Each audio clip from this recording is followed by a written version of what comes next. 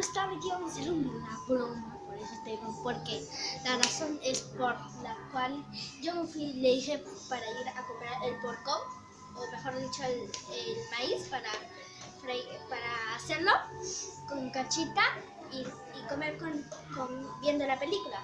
Y lo que pasó es que ella vio la película sola, por eso haré mi venganza.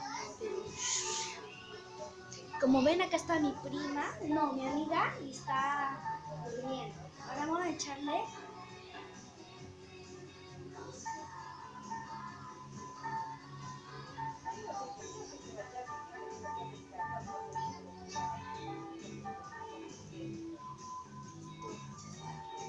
Ahora vamos a hacerle cosquillas.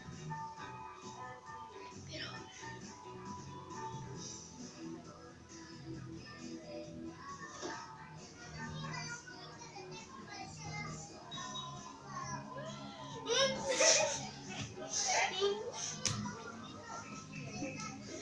maldita relación.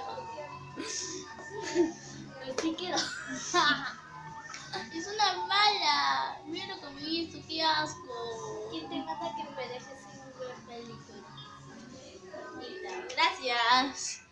Mando saludos a Ruth, a Melanie y a todos mis amigos. Adiós, les dejo. Yo mando saludos a Justin, a Adrián, a Selena, a Larisa. Y bueno, hasta el próximo video. Suscríbanse a nuestro canal y denle muchos likes.